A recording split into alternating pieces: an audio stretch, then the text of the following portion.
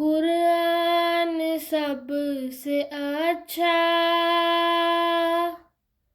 कुरान सबसे प्यारा, कुरान दिल की कुव्वत, कुरान है सहारा।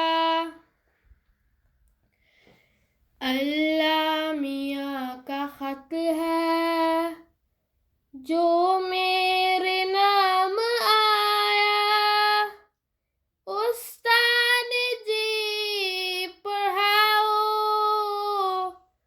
जल्दी मुझे सिपारा। पहले तो नाज़रे से आंखें करूँगा रोशन, फिर तर्जमा सिखाना, जब पढ़ चुकूं मैं सारा। मतलब न आए जब तक क्यों कर अमल है मुमकिन,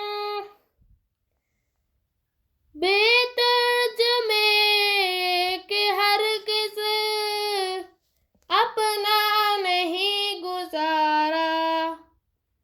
या रब तू रहम करके हमको सिखा दे कुरान, हर दुख की ये दवा हो,